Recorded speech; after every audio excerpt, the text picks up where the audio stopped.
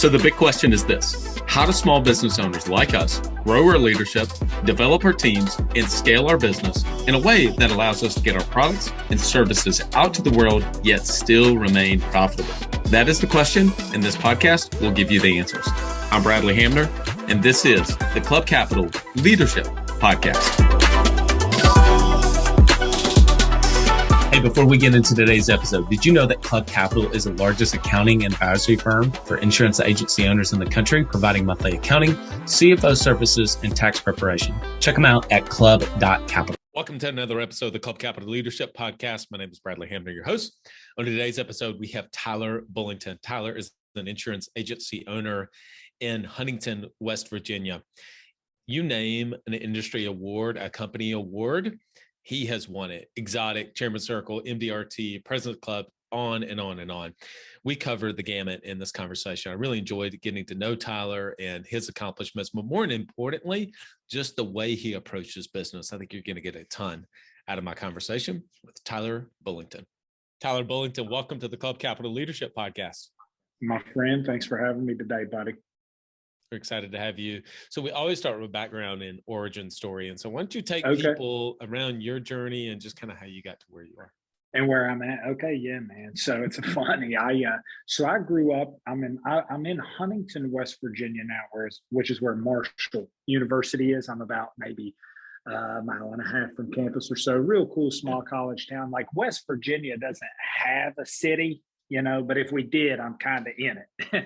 And it's a real neat place, real cool small college town. But anyway, I grew up down in southern West Virginia in a little place called Mullins, little coal town. Our claim to fame is Mike D'Antoni, the head coach. Well, he was the head coach of Houston Rockets, head coach of New York Knicks. Yeah, he grew up in Little Mullins too. But anyway, so I went to school at a small college called Bluefield State, and I studied criminal justice. And the only reason I did that was because it was easy to get a 2.0 and play sports.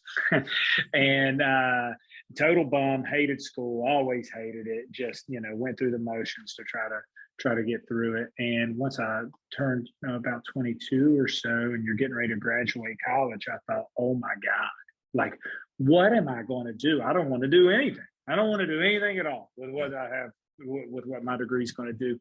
And my mom started seeing this guy that she went to high school with.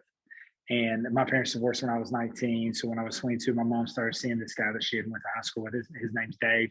And we kind of met and introduced. And he was someone that was already in the insurance world and introduced me into that when I was 20. Well, I guess I was almost 22. I was 21. And I've been there ever since, man. So that's how it all started. That was in Princeton, West Virginia. We had to move to Huntington for my wife because she got a different job up here. And thank God I ended up coming up here. And I stayed with insurance the entire time. I worked for an insurance agent in Huntington, then ended up opening up my own branch in January 2012. Fast forward, freaking 10 years later, and here we sit. People always, talk about, it must be nice or whatever, but a decade of consistent, everyday, single work, and all of a sudden it'll produce a couple of results. Yeah. Repeat successful actions, do the boring work, right? And we're going to dive into that, So do you guys not claim Randy Moss in West Virginia? Oh, yeah. No, absolutely. I'll take Randy, especially as a Herd fan. Yeah, no. Chad, that's what I always say. I say, hey, you ever heard of Marshall University? And then you'll rattle off Chad Pennington, Byron Leftwich, Randy Moss, Ahmad Bradshaw, Chris Crocker, Vinnie Curry. Right now, we got all kinds of them, man. It's the little powerhouse there for a bit. Doug Legursky started center there for the Steelers, won a Super Bowl. Yeah, love this place. Well, for those of you that are not college football fans and maybe not sports fans, just digress for us, allowing us to college football fans to go down that path for a second. Yeah. So 10 years, 96% of small businesses never see their 10th birthday, right? I mean, the odds are stacked heavily against small business owners. And in fact, this was, and I was trying to always for every episode, have 3 or 4 main topics that I'm going to talk to every guest about. And so as I was thinking about the success that you've had, I thought, you know what? I mean, success leaves clues. And so when you think about that, in every business, there is somebody who has made it, like really made it, made a lot of money. And then there's somebody who has failed. Okay. Right. Every business, an insurance agency, a restaurant, it doesn't really matter. What do you think are 2 or 3 of the main ingredients that you feel like has led to the level of success that you've had, maybe compared to others? Sure. So, well, let's start first, like, because the very cliche answer is, well, you got to get the right people around you, and that is unbelievably true. Okay, that's unbelievably true. But like, let's break that down into 2 different sections. Okay, let's break 2 of them. That's obviously a given of you have to have the best people around you, but that's the cliche answer. The answers that I've always been that I've always enjoyed, or the things that I've always enjoyed trying to develop, is about me personally. So let's do that. Like, what do I think sets me apart personally from others? Now, one of them is I have learned this. I was not born like this. I was a sloppy, sleeping in, unorganized, laundry in the floor, gross young man, like so many young men, you know. But I have learned to love discipline. I am disciplined. I'm getting up when I say that I'm getting up. I'm doing that. I'm going to the gym when I'm saying that I'm going to the gym. I'm eating the foods that I know that I should be eating. I'm making the calls that I know I should be making, even when I don't feel like it, which is about half the time. Half the time, I really feel like it, and the other half of the time, I don't really feel like it. But I know that I'm going to enjoy so much more the end of knowing that I did those things. Like, I may not like making all the calls that I make, or I may not like making all the contacts that I like to make, or I may not want to go to that 8 a.m. workout class, or I may not want to clear out my emails, or I may not want to answer this text message on a Saturday. I may not want to do all that shit, but I know what it's going to make me feel like at the end. I think about that all, and I've learned to love discipline. And when 2 or 3 days that go by, and I've fallen off of that routine, I've fallen off of what has garnered me the most success, I can feel that. And anybody else that's on here that's experienced that does the same. Like, it's kind of like, have you ever been on a vacation that's 2 days too long? Like, I gotta get back at it, And I've learned to really love that. So that would be the first thing that I would say. Can I say something to that real quick? Yeah, no, please jump in. Yeah. There's a Ronnie Coleman, Mr. Olympia Netflix documentary. I may have mentioned this on one of the previous podcasts, but there's a line that he says, and it was going back, and this is showing him present day and just how much he really struggles to walk because of all the weights he lifted and all that stuff. But anyway, he goes back and shows videos of him working out. And in one of the workouts, I have a very good idea. You probably know what I'm going to say. Yeah. Everybody wants to be Mr. Olympia. Everybody wants to be Mr. Olympia. Ain't nobody want to lift all these heavy weights, That's right. Yeah, that is true, man. No, I love it. That is a great Ronnie Coleman reference. Yeah. I probably a lot of people that listen to this podcast also listen to Jocko Willink. That discipline equals freedom. Yeah, that discipline, that is so true. And the discipline equals, and that's a book reference if nobody's read it. The Discipline Equals Freedom Field Manual. So good. Yeah.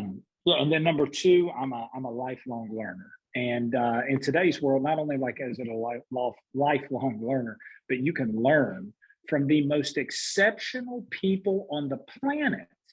Podcasts and books and YouTube, and even if you use social media correctly, even Instagram, Facebook, things like that, you can be around the greatest minds of our time, the greatest leaders of our time, the greatest businessmen and women of our time, the greatest, just, you can surround yourself. You don't have to see them in person, but I have listened to Grant Cardone talk about real estate. I have listened to Jocko Willink talk about leadership in the most dire of circumstances.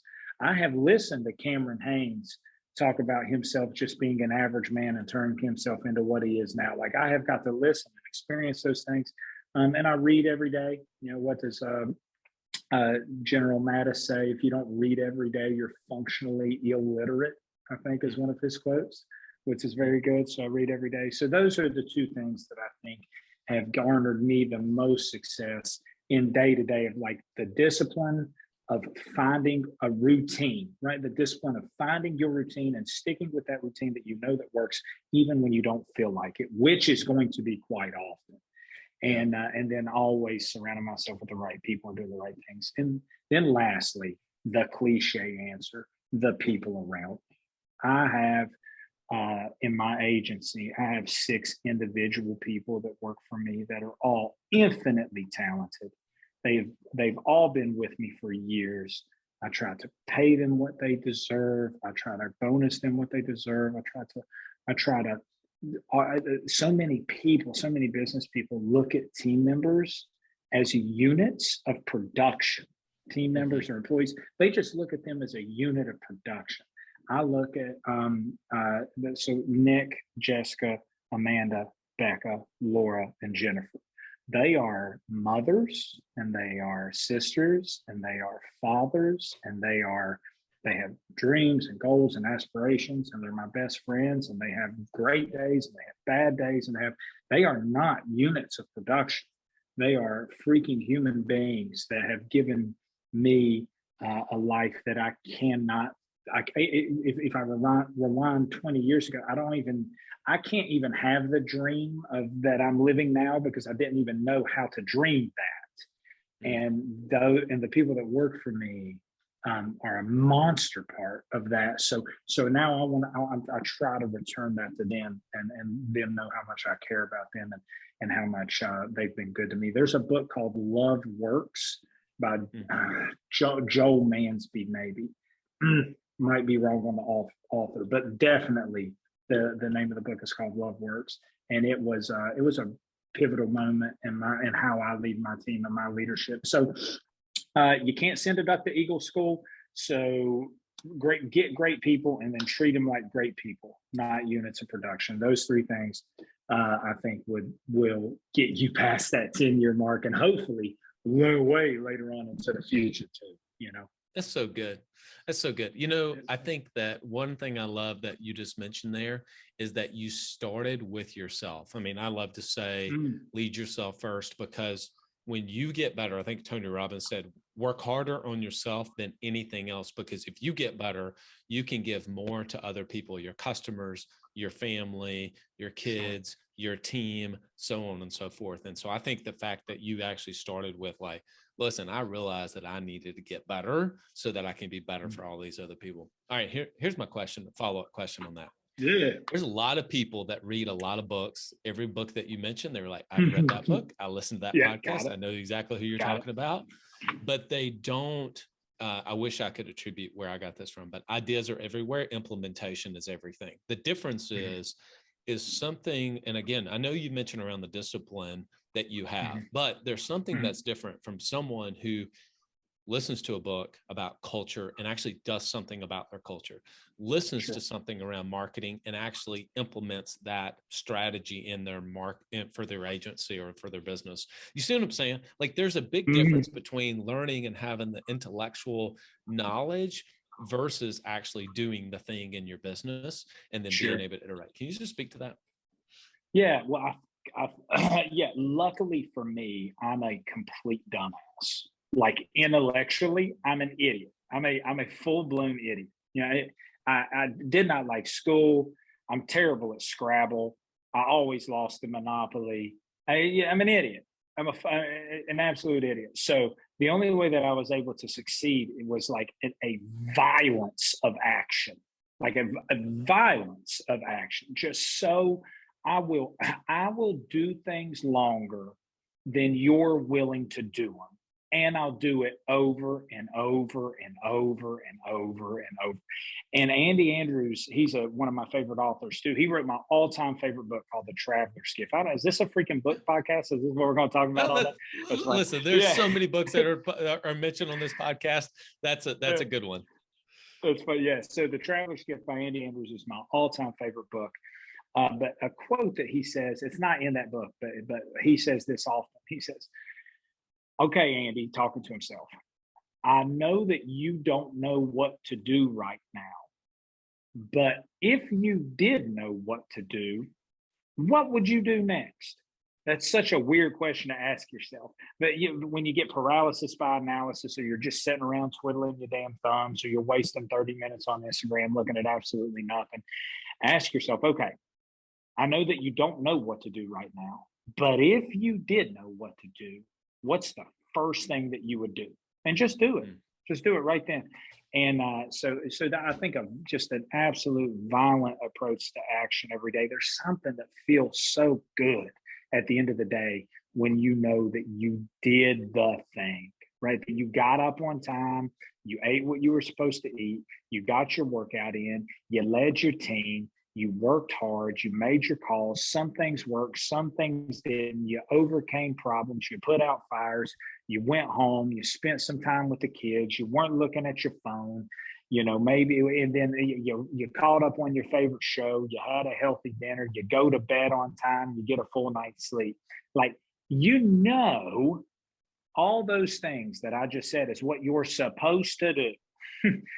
But we don't. But we don't do it. We sleep in late, we hit snooze, we skimp on the workout. Maybe we just do cardio instead of lifting, or maybe we said we were going to go to yoga, but we just take a little easy walk, and then we get real hungry at lunch, and instead of eating the meal prep, the drive-through was open, and we do that.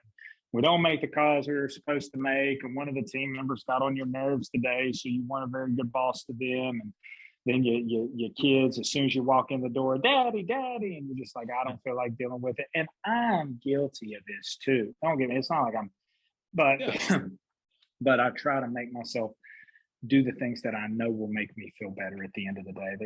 There's no bigger, there's nothing that should scare you more in life than coming to the end of your life. And I hope that's many, many years from now, and like not have fulfilled your potential, like left some on the table. That's a scary thing to me. And I don't think that people really take that into granted. I think a lot of people that maybe have lost a loved one do. I lost my dad. September will make 4 years that he's been gone. He had cancer. He was only 61. And whenever you go through something like that, I think often of like, okay, when I get to the end of my life, what's a couple of things I can't let happen? And the number one for me is like knowing that I didn't reach my potential. Oh, I honestly, I can't believe you said that, because I was literally just talking to somebody about that this morning. I said those words. Keith Cunningham has been quoted to say, "Hell on earth would be to meet the person you could have become." Have you ever tried online marketing before and weren't sure if it was working? Maybe your rep talked about all the impressive features and stats and said things were going great, but you didn't know how all that tied into raw new policies written. Well, that's not the case with DirectClicks. DirectClicks is the premier Google Ads and SEO option exclusively for State Farm agents. Why? They're 100% results oriented with an exclusivity guarantee. Every review call you have with your account manager focuses on what really matters to your business, and that's leads and call-ins received. Everything will get broken down to cost per lead received.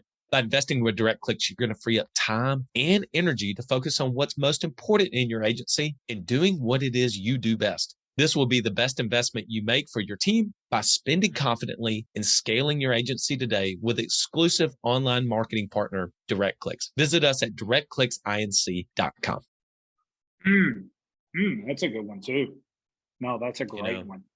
So yeah, absolutely. I didn't know if I was going to ask you this, but it's not a surprise that I am going to talk to you about culture. When you were talking about your team and how long your team has been with you, there's just so much talk right now around how do you find good people and how do you onboard them and how do you train them? And that's not to say any of those things is not important. It is incredibly important.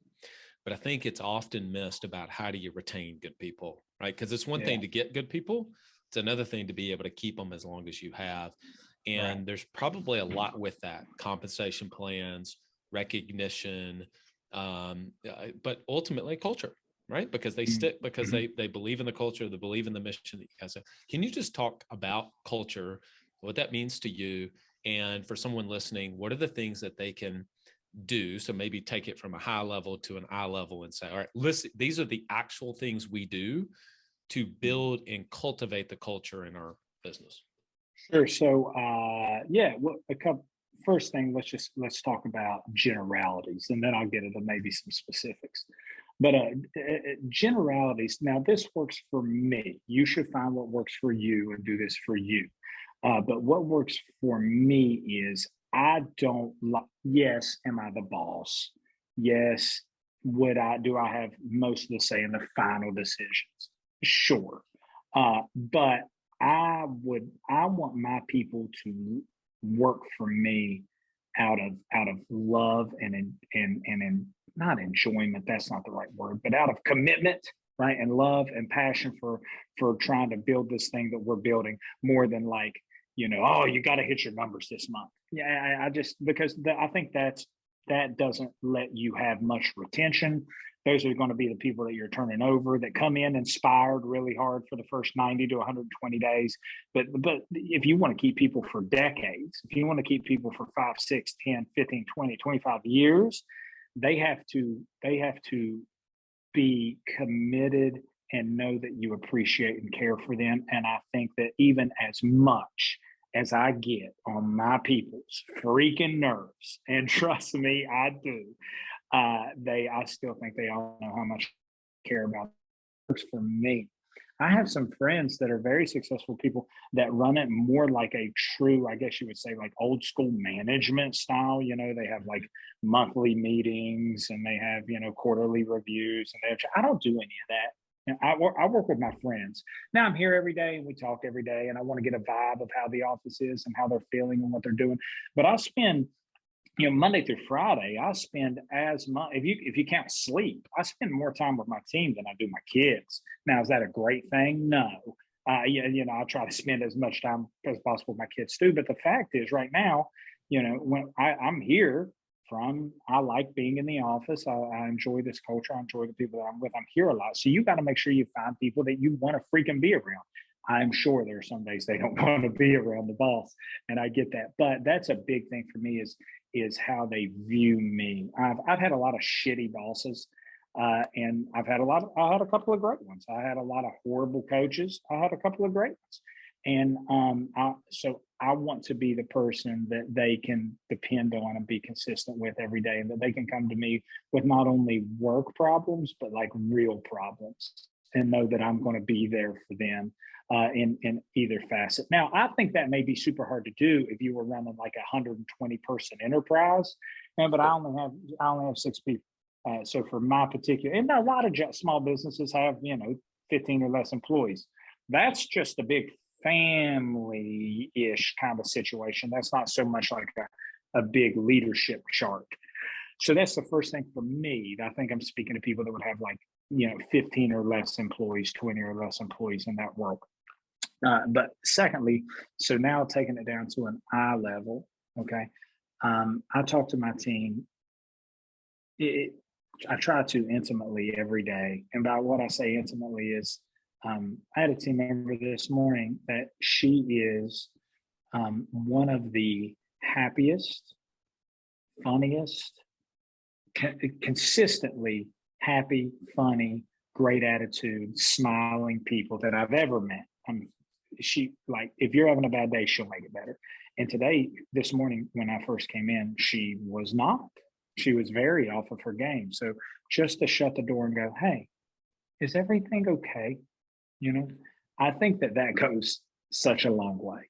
And to even say, sometimes I have said, hey, and they know that they could say this to me, but I could say, I don't feel like that you personally feel the best today.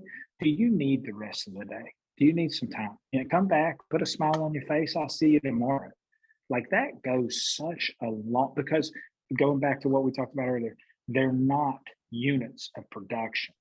they're human beings that have ups and downs and lefts and right and family issues and personal issues. And that's how I try to teach them and look at them. So at an eye level, I try to do that every day. We try to have lunch together every single day. I provide lunch for the team, and I try to do it in a healthy way. We provide meal prep. So we get like this meal prep company to make our meals and deliver them to the office every day. So every day at noon, we lock the doors, we stop the phones, and we try to have lunch together every day. That's a big deal. That's a big deal. And my production people say, "Oh my God, you closed down for an hour for lunch?" Yeah. And when I did, our production went up, not down, because they're not just units of production. They need a second to breathe. Go take a walk. If you're in an active insurance office, a lot of times when you turn on the phones at 9, they don't stop till 5. So to have an hour just to get your life together is a big deal. So that would be another eye level thing. And then I can't remember who said it or the study, but I kind of like it's like the reward. So if I said, "Hey Brad, let's tomorrow at 5 p.m. let's meet and have a beer after work." That's like, all right, man, cool. But then if so let's say the same issue, the same thing, but tomorrow at 5 p.m. I just go, "Hey Brad, let's go grab a beer." That element of not knowing it's coming is so much better. So I will surprise my team and go, "Hey," like on a Friday before the July 4th weekend, I said, "Hey, 3 o'clock, everybody get out of here." 2 hours of freedom. Weather was great, everything was great. So I try to do that pretty often, of surprising, maybe a little bit of a bonus for everybody. Or, "Hey, let's all step out and do this for lunch," or "Hey, let's take I think last weekend the girls here in my office bought me New Kids on the Block tickets for Christmas this past year. Yeah, man. And so we all went to the concert in Columbus, Ohio. It was great. We had the greatest time. So stuff like that will go a hell of a long way. That's awesome. I haven't heard New Kids on the Block in quite some time, so that was a good one. I think that there's, I think anybody listening to this just in 30 minutes can get such an idea of what it is like to be in your agency, to be in your office. And I think and as you were describing that, I was thinking to myself as somebody who was driving, working out, whatever it is, listening to this podcast, that if you were describing your culture to someone else, could you describe it in that level of detail about what it's like? And that's not to say that you're going to be Tyler. You're not. I mean, Tyler is Tyler, and his personality is how he does things. And there's some people that say, "Man, I just don't know. That's not the culture. That's not the organization we have." And other people listening to this saying, "Man, that's what I aspire to have." Go about building that. There's things that you have to do. You have to do the work to make that happen.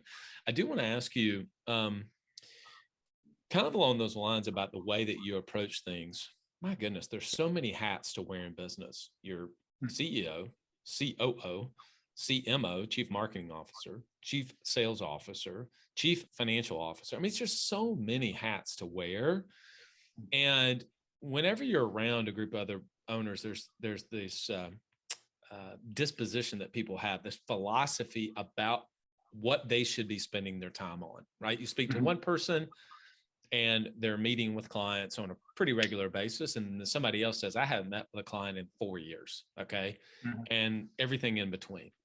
What is your thought process about how you do things in your business, how you came to that, and why you believe that that's a good fit for you? Yeah. So what are you the best at? What are you the best at? So me, I know what I'm the best at. I am one of the best in the world at sitting down in front of a customer and getting them a full financial plan put together that is simple. That's simple, to where I can look at them and we can, and really at the end of it, I want to go, "Hey, just trust me. Let's set a few guidelines here, never go into credit card debt again. Right. Let's automatically pay yourself first. Let's make sure that your insurance is is equal to what you're worth. Let's just make sure that the simple thing, let's make this simple, and let's have a very good trust-based relationship. And I think, and I only work with customers that I like. That I don't work with customers that I can't stand. We all have quite a few of those. And you could have 999 customers that you love and one that you hate, and the only one that you ever think about is the one that you hate. So don't be afraid to fire them. So I only work with customers that I enjoy spending time with, and so I try to do it in that route. And so I'm really good at being a salesperson. I'm also pretty good at being a leader. Okay, so judging the vibe of my office. Is it a good day? Is it a bad day? What day needs to change? I think that's a skill set of mine, to be able to take a step back, to be able to detach, to be able to look at it from a 10,000 foot view, and making sure that I'm being the boss that I would want to work for. Am I the kind of leader? Am I the kind of boss that if I were a team member, would I want to work for? My team was in here with me last week, and we were talking about a particular part of our bonus structure that we do. And my team member, and I'm so thankful that she had that she knows that she can talk to me like this. And she was telling me that, hey, this is happening, and I don't think this is fair. And I looked at her the way that she explained it to me, and I said, you are exactly right. That has never even crossed my mind one single time. But if I were sitting in your seat, it sure would be on my mind. And that is not fair. So I feel like those are my two best traits. Okay. My not best traits are marketing. So I outsource that to an amazing marketing firm. Organizational with money, being the chief financial officer of this. Now, I know where the money is, and I don't waste it, and I make sure that we're running a profit. But as far as the day-to-day bookkeeping and things like that, no bueno. So I outsource that. So I would encourage you to, if you're a great recruiter, but not a great salesperson, you should get great people in there to sales for you. If you're a great salesperson but not the best recruiter, you should look at a firm that's very good at recruiting to help you get great people in there so you can spend your time on sales. So people always say, oh, you got to work on your weaknesses and turn them into your strengths. And no, you need to double down on your strengths, because there's a real good reason that you're good at it. It does not matter if I spent the rest of my waking hours every single second for the rest of my life to try to paint like Michelangelo did the Sistine Chapel. I can barely do a stick man. I can barely do a stick figure. Right. And I do not have any artistic talent whatsoever at all. Not musically, I can dance for a white guy pretty good, so that's okay. But I don't have any music talent. I don't have any artistic talent. I can't put anything on paper or canvas or anything. Why would I try to work on that as being a strength of mine? So same thing that I think in business is find out what you like, what you're passionate about, what you spend. I have some people that I know love digging into the literal pennies of the numbers to make sure that the percentage of exactly where they're wanting to spend it on their team or on their market is right to where it needs to be. I would rather jump into traffic than spend the day doing that. So outsource what you're not great at and just double down on your strengths. Now, I'm not saying you can I can't totally neglect my money. Yeah. I can't totally neglect my marketing. I have to at least be involved to know that we're moving in the right direction. But there are people out there that's what they live for, and you should find them and hire them for that. Ambition is the first step towards success. It's time to level up your agency. And Coach P Consulting will help you do just that by using the same strategies he used to sell over 700 life insurance policies in 2021 alone. Now, this is not your regular one and done type coaching. You'll get personalized coaching 2 days a week, every week of the month, and you'll get a live look behind the scenes of his team training and an office that's performing at the highest level. There's a reason Coach P Consulting is the fastest growing coaching company for insurance agency owners in the country. Coach P will train your team alongside his own and show you the exact steps they're taking to achieve Chairman Circle, exotic travel, and multi-line Presidents Club, and be one of the few agents to be selected to have a third office. So whether your goal is to be at the top of your local market or amongst the best in the country, this training will give you the strategies and the tactics to get there. For just $250 a month, you'll get high-level coaching each week from someone who is already getting it done at that level, and his strategies work, and it's time to put them to work for you. Sign up at coachpconsulting.com and get your first full month for free when you mention the Club Capital Leadership Podcast. I think the biggest underlying thing that needs to be said about everything you just mentioned there is this ability to look in the mirror with humility and to say, like, these are not the things that I'm really good at, but then to be able to be honest with yourself, not in a arrogant, not in a, like, tell yourself a story, but to be able to say, no, I actually think I'm pretty good at this. And I think I can really provide value to the organization here, because as the founder, you still have a job to do, right? You have jobs to do in your business, regardless of what business it is, agency or otherwise.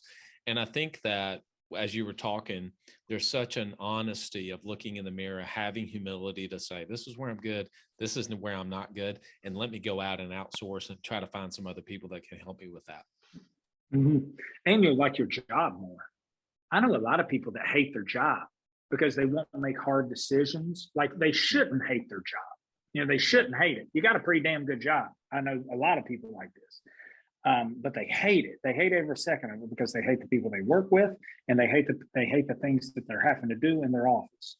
You won't make the hard decision to get new people to work with, and then when you find great people, like making sure that you're doing everything that you can to retain those people. Sometimes it doesn't work. Sometimes people leave. Sometimes seasons change. But at least I feel pretty confident in looking myself in the mirror and going, I know that this person, whomever it is, and especially the 6 that I have in my office now, I know these 6 people are amazing. I want to try to keep them forever and ever and ever and ever. And I think that they know that I feel like that. But I know a lot of people that won't make that hard decision. I know a lot of people that also they're cheap. They're cheap. They won't. If you have a business, if you have a small business, where I don't care who's listening to this, if you run a boutique, if you're a barber, if you're starting a law firm, a restaurant, an insurance agency, what the hell ever you're doing, consulting business. If you have a small business, that is not when you hire a brand new person, an excellent person, that's not spending money.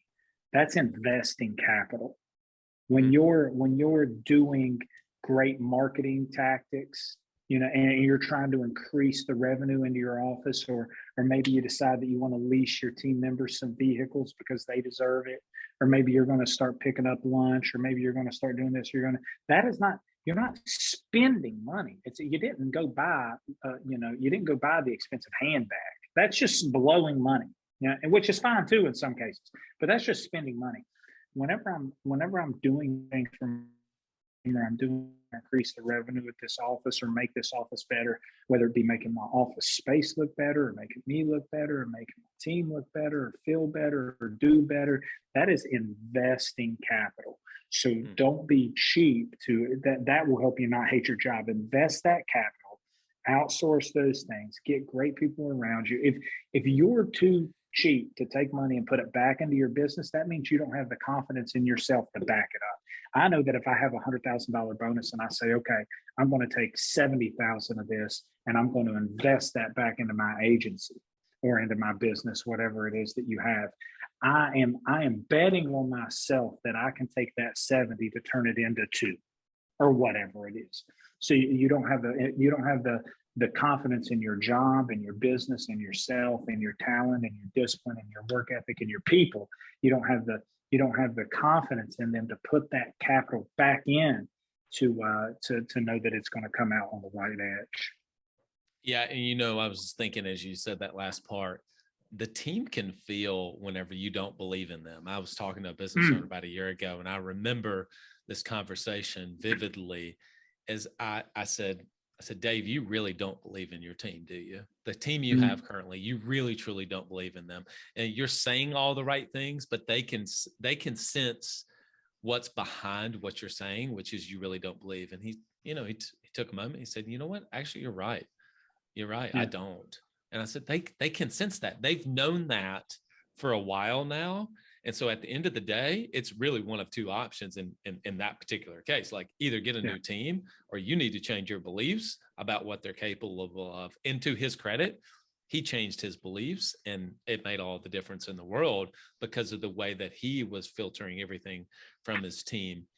You know, I was thinking about, and I think everything you mentioned about investing capital versus spending was so true, because whether, you believe and like,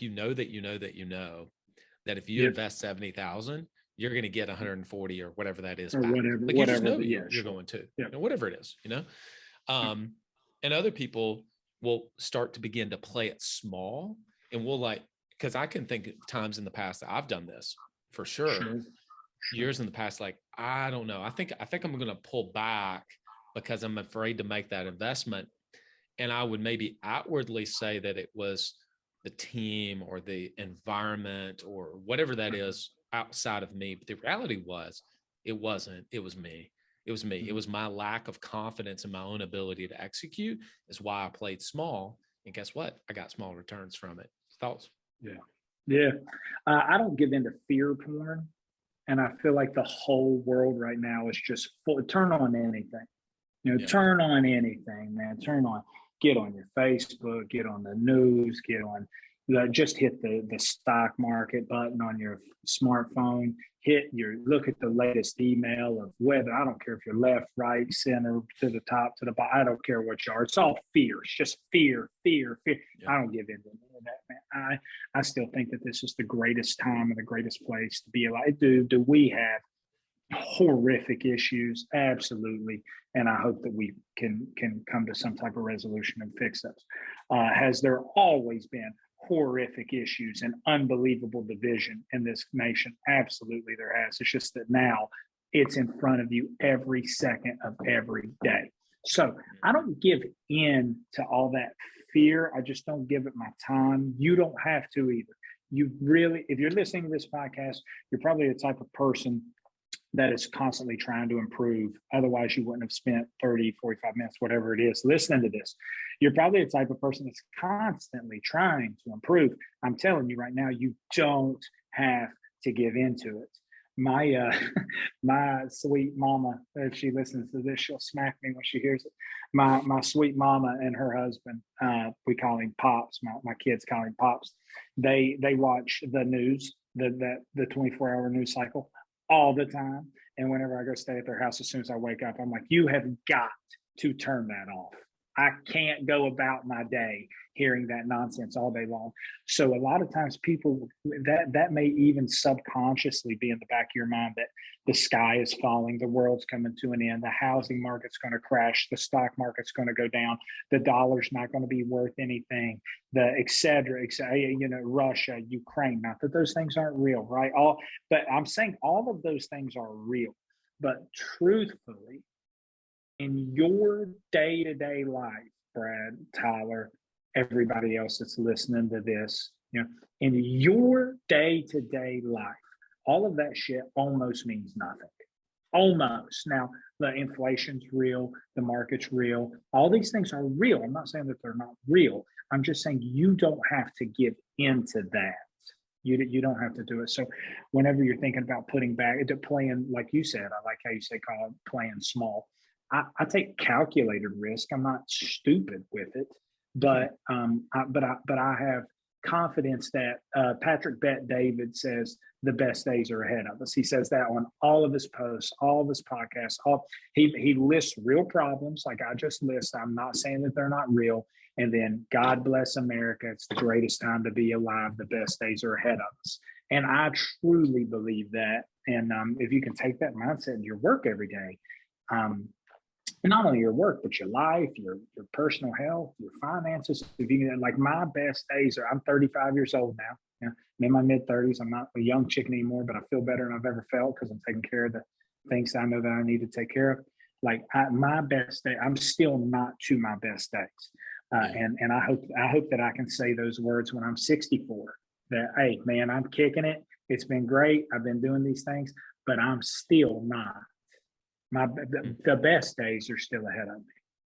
You just said two things one, that's a perfect segue into what was going to be my final question. So it's just great that you just mentioned that. I think that whenever you were talking about like fear porn, like I love that how Yeah. you said that. Yeah, man. You know, I used to always say time is infinitely more valuable than money. It is, but I've decided that I think attention is even more important than your time, because, you know, if you're playing in the backyard with your kids, but you're fiddling around on Instagram while you're playing with your kids, that's what you're giving attention to, not your kids or whatever. And listen, you and I both have been guilty of doing that. So like, I am not preaching at all to anybody who is at a restaurant. Like, I get it. Okay. My kids are 11 and 7. So no judgment there. But what are you focusing? What are you giving your focus and your attention to? Not just your time, you know? And I think that sometimes we need to audit that. I certainly need to audit that myself. What am I allowing to get into my brain and start to, you know, allow myself to have fear and, you know, start to play defensively and start to play small because of all of the things that are going on in the world. Secondly, I was going to ask you, like, you've had a ton of success. And one of my favorite quotes is, success breeds complacency, complacency breeds failure, only the paranoid survive. And so sometimes a business owner will have success, and what happens is that they will eventually just go and start fires in order to put them out. Like, they're good firefighters, but they're better arsonists. You know what I'm talking about? Like, they will start issues just so that they can go and solve them, because effectively they got bored with their success. Does this make sense? Sure. And so, like, you obviously just address that about how you go about saying, like, hey, this is not my best. This is not my best. But for someone listening, how would you approach that? So I think that you have to, what you're doing right now, whoever's listening to this is something that you have to do. This is like listening to things like this, reading things like this are things that you have to do. So I have Jordan Peterson. I enjoy him a lot. If none of you listen to Jordan Peterson, he's a great philosopher from Canada. I enjoy him quite. He's actually a clinical psychologist, I think, but they've kind of put him in the philosophy handbag or whatnot. Yeah. But so a line that he says is, I wake up each morning like there's a dragon to slay, and I'm going to go slay it. That is such a better way of going through life than being like, oh yeah, you know, I'm going to wake up, drink my coffee, brush my teeth, go to work, be miserable, come home, go to bed and die. You know, there's how many people live like that? 80%? I don't know, 70, 80%. And it like, just to where there's just no, what's the word? It's not ambition. There's just like there's no purpose. There's no purpose to their days. And you don't have to have like a single, your single purpose doesn't, like, my single purpose is not, oh, I want to have 4 Lamborghinis. Like, that's such a stupid thing. Like, my overall arching purpose is, I want to be a great father. I want to be a great human. I want to be a great friend. I want to be a great leader. I want to be a great family man. I want to be a great, I want to be trustworthy. I want to be in shape. I want to feel good about myself. I want to be healthy. I want to be the strongest man at my dad's funeral. And that's a great way of thinking. But when the world is crumbling around my children or my wife or my best friends, when the world is crumbling, my team members, when the world is crumbling down around them, and trust me, it will. It has to me, it has to you, it has to essentially everybody listening to this podcast. I don't care if you were 16 and your girlfriend dumps you, your world was crumbling around you. I don't care if you're 31 and you're watching the man that taught you how to throw a football and shoot a basketball and swing a golf club, who was, you know, He-Man to you. There's a 35-year-old reference. He-Man. How many people? That was you know, the Superman to you, crumble away from cancer. When your work, like, you're still feeling those same feelings and your world is crumbling around you. My purpose is, I want to be the man that those people can call and depend on. I want to be able to be consistent and strong and healthy and smart and be a leader and be compassionate but firm at the same time. Like those type of things to think about and do, and you can be that person. Now, look, you and I are having like a professional conversation right now that I feel like we could have at dinner. But the environment right now for you and I is very conducive to talk. Like we've got our shit together. I don't have my shit together, but I try every day really hard to do that. Like I can't remember who says it, but it's just you fail over and over and over and over and over and over and over. And I just have this giant mountain of garbage underneath me, but I'm standing on top of it. Yeah. So I may be on top of the mountain, but it is just on a giant pile of steaming hot West Virginia garbage, and that's the real worst kind. When people are listening to this, I hate when people get the impression of like, oh, well, I'm just not built like that, or I don't have that much inspiration. Like I'm not like an inspired person. I just told you guys at the beginning of this, I don't want to do what I do half the time, but I also don't want to come to the end of my life and regret it.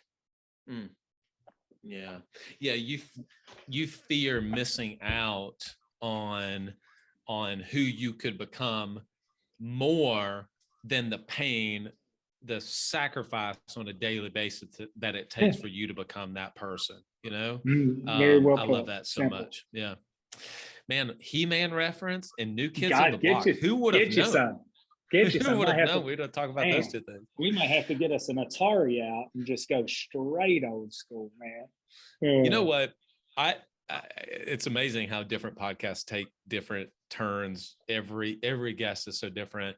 Yeah. I think that ultimately, while this was maybe less tactical, at the end of the day, these are the underlying beliefs that we all have as business owners.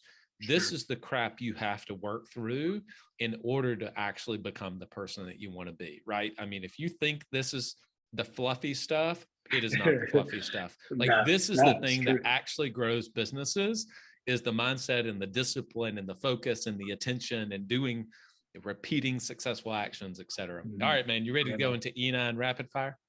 Yeah, buddy, let's do it. All right, last book that you read. Are you an agency owner looking to grow your revenue, increase your bottom line, and better manage your taxes? Club Capital is here to help. Club Capital is the largest accounting and advisory firm for insurance agents in the country, providing monthly accounting, tax strategy, and CFO services. Way more than bookkeeping and your everyday run-of-the-mill tax prep, Club Capital is focused on providing financial and tax advisory services that help you plan and forecast your agency's performance. Their financial dashboards and agency forecasting tools help you better understand your agency's historical performance, create and measure future targets, and see how your agency compares to your peers around the country. Imagine what it would be like to understand the impact to your bottom line when deciding to hire a new employee, or forecast the impact rate changes or commission rates will have on your business. With over $200 million in tracked annual revenue and $140 million in tracked annual expenses, Club Capital has the data and the team to help you make better informed decisions for your agency. They will help you turn that back office stress into the backbone of your agency's success by giving you the tools to take your agency and your leadership to the next level. Visit club.capital today to book a solution overview with one of our business consultants. Club Capital, way more than a CPA firm. Oh, last book I read, Tony Robbins' new book. What's the name of it? It's his health book. Yeah, that's it. Tony Robbins' Life Force. Money Mastering the Game was the greatest financial book I ever read, by the way. Tony Robbins, anybody listen. Yeah, I'm a big Tony Robbins fan. I love Tony. Yeah, Robbins. Love it. Yeah. Book that you recommend the most to other small business owners? Traveler's Gift. I know I'm repeating an answer, but definitely that. I'll go a close second. Think by Jay Shetty. Think Like a Monk by Jay Shetty. Think Like a Monk. Close second. Favorite travel destination? Bora Bora. Spent 7 days there back in 2016, 17, one of the two. Well, my son is 4 now, So that would have been 5 years ago, 2017, because he was a Bora baby. So it was 2017. That little, that I was in Bora. St. Regis there, breathtaking. Best 7 days that you could ever spend if you want to get away. Favorite place you want to go, but you've never been before? I would love to see the Colosseum. I love like Spartan and Rome, that era, Marcus Aurelius, things like that. I love that. I would love to see that. I haven't walked those steps yet. It is. I've been, went on my honeymoon, and it was breathtaking. So highly recommend for sure. Yes, absolutely. What do you love to do when you're not working? I'm a golfer. I love to golf. Played 3 days over July 4th weekend. I'm also an advocate of yoga. Very, very disciplined yoga practitioner. Those that aren't seeing me, I am a 6'4" redneck sounding giant 220-pound bald white guy, and I hate everything that comes along with. I don't hunt, I don't fish, I don't ride a four-wheeler, I don't do any of it. I go to yoga and play golf. So my voice and looks are very different than the activities I like to do. You and I have a lot in common. I'm a big golfer. I play in our club championship this coming weekend, except I trade, instead of yoga, Pilates. I'm a Pilates guy. I love Pilates. Cool. I tried to do yoga. I like Pilates better. It helps me. I'm 6'5", by the way. So when you and I meet, we'll be able to look each other in the eye. That's right. That's right. What did you learn the most about yourself during COVID? That I can detach and make my own thoughts. I can think for myself. And because during COVID, I think that so much that you want to talk about fear porn. You want to talk about fear. Boy, I mean, and rightfully so, for about 60 days. 60 days, rightfully so. But I think that was a real important time in my life to step back and think for myself.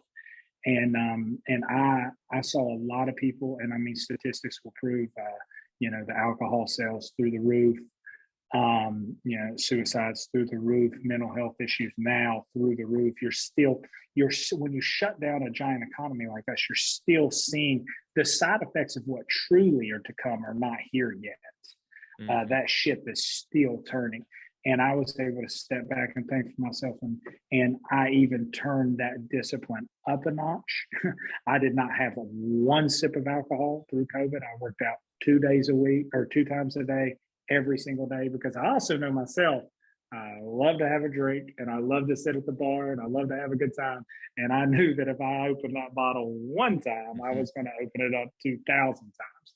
So I learned that I could really detach and think for myself. Love that. 10 years ago, fill in the blank. 10 years ago, I had no idea this would be so hard. Kids. Kids. Kids. I love my children. My daughter is the most amazing thing on earth. My son is too. They're the reason that I breathe, and they are so hard. For anyone out there that doesn't have children, no one can prepare you for what's to come. But I don't think that life is you truly. It's worth living without kids. That's not the right thing. But I don't think that you can fully become who you're supposed to be until somebody calls you mommy or daddy, for sure. I love that. You can sit on a 10-hour flight to Bora or wherever in the world. Who would you sit next to? Rogan, and I would sit in between Joe Rogan and probably Andrew Huberman. You ever listen to Andrew Huberman, Dr. Andrew Huberman? No. He's a neuroscientist in Stanford. He is one of the most interesting men on the face of the earth. Jocko Willink is very high up on that list too. I've actually got to meet Jocko 3 times and do jujitsu with him once. He's a everything that you think that he is that times 112. Yeah, It, that's awesome. he is. Yeah, he's an awesome man. But definitely Rogan and Andrew Huberman, right in the middle. Rogan would record one cast on that flight. Yeah, that's right. 10-hour flight with Tyler Bullington. He'd record a podcast. I love it. Yeah, we get it in. Last question. It is the Club Capital Leadership Podcast. After all, what is the best piece of leadership advice you've ever received? Don't ever get behind. Keep a little tiny piece of notebook paper in your pocket. Don't get behind on your money. Don't get behind on your organization. Don't get behind on making your bed. Don't get behind on your laundry. Don't get behind on your diet. Don't get behind on telling your team that you care about them. Don't get behind. Don't have that feeling that you're always having to play catch up. I'll remember that came in 2012, and I've no idea his name. I don't even know if he's alive now. He was a customer that I inherited. He was a much older man, very, you could tell that he was a true West Virginia man, probably lived out on a farm somewhere with 200 acres, came in and did the overalls and a trucker hat, and had the best look in his eye, that just a twinkle, just like a good human being, and just sat down and talked to me one day. And he said, I've kept this little note in my pocket for 50 years. And I remember that because we were talking about his financial situation, and he had a lot of money and never really made a lot of money. And I said, how did you do this? And he said, I never got behind. And I have thought about that quite often. That's good. Yeah. Tyler, people listen to this, if they want to just connect with you, reach out to you, where man, would you point them to? My man. Yeah. So add me on Instagram. It's just Tyler, Tyler Bullington, Bullington, the number 2, Tyler Bullington, the number 2, not spelled out the number 2, just the number 2. Yep. And that'd probably be the easiest way. Just add me on there. I'd love to have you. Awesome. Tyler, cool. Hope to have you back on in the future, my man. Yeah, man. We'll do it again. Thanks, brother. And I really enjoyed that conversation with Tyler. There was a lot of things that really stood out to me in the things that we were talking about. And as I mentioned, I don't really ever know exactly which way the podcast is going to go. And I try not to over prepare in that way. But ultimately, I do believe, as we mentioned at the very end, these are the things that really move the needle forward in a business. Your mindset, your beliefs, what are the things that you're actually listening to on a daily basis? He mentioned so many books and so many podcasts and so many people that he is pouring into developing himself. I like to say leading yourself first is the most selfless thing that you can do for you and your business and for your team and for your customers. You got to be able to lead yourself first. And it's like whenever you're on a plane, they say, put your oxygen mask on first so that you can help other people. And I think that he is such a prime example of doing that. And you can see that he has really embraced this idea. Not just said it, but he's embraced the idea and lives it out every day of discipline equals freedom. And if you've listened to the Jocko Willink's podcast, you've read his books, you understand where he's getting that from. If you haven't, definitely, no matter, even if you're not into military type things, et cetera, it has really had a profound impact on me as well. And it's been one of the things I've really worked on myself this year is discipline and consistency. Some of you may be familiar with the book, Never Split the Difference by Chris Voss, which it would be amazing to be able to get him on the podcast at some point. And he talks about adopting these labels. And for myself, and I may talk about this in a solo episode at some point in the future, one of the bottom line episodes, is consistency was one of my dead last strengths, so to speak, in Strength Finders.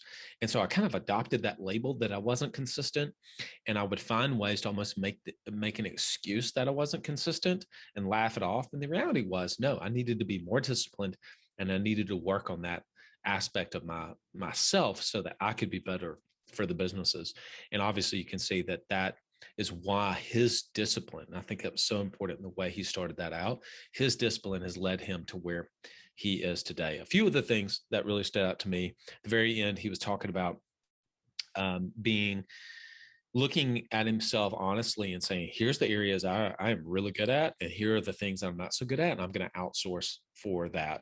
I also thought he talked about this mindset of investing capital versus spending money.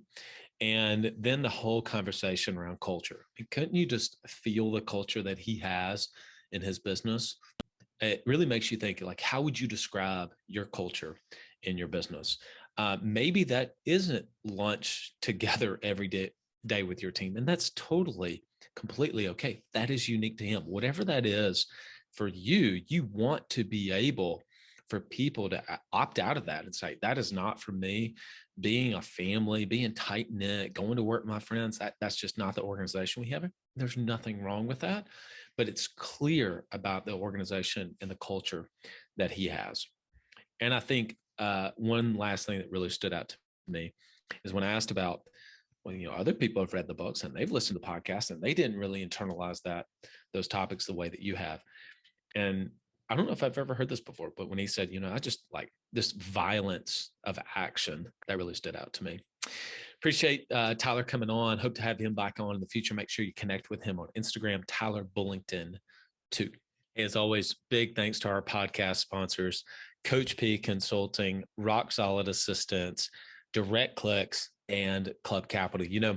On the podcast, Tyler was talking about outsourcing things so that ultimately he can focus on the things that he is really good at. That's exactly what Rock Solid can help you to do, is to get things off of your plate so you can focus on the things that is unique. I think Dan Sullivan calls them your unique ability. What are the unique abilities that you have that only you can do in your business the way that you have it set up? That may be different than say Tyler's, but what are the unique gifts that you have? And then how can you take things off your plate? And most of the time, it's going to be some admin type work and executive work so that you can get back the thing that matters the most.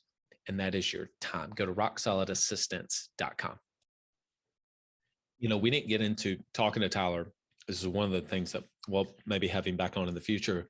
He'll come back on is whenever we were talking about the team, but how important it is to not just have A players on your team and to be able to keep them, but also the training and the development aspect of continuing to pour into those people. Like, how do you do that? And for many of you, you intellectually know that that's what I need to do. But, having a training regimen on a regular basis, that's tough.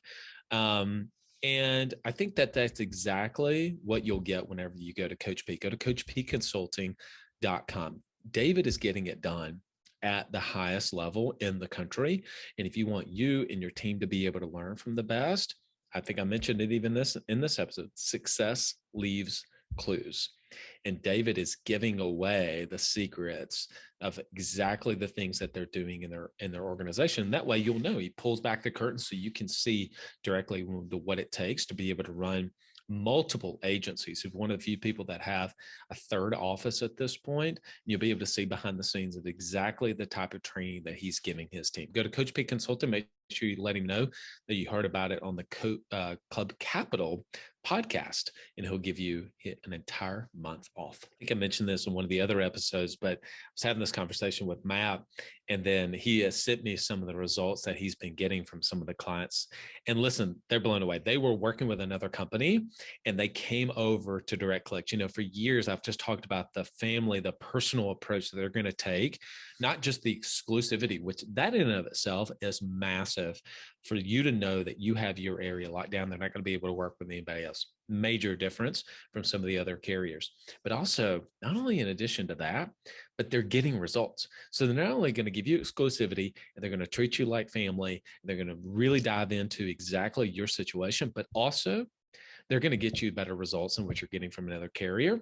And I think that in and of itself is enough for you to at least reach out and have a conversation. Go to directclicksinc.com.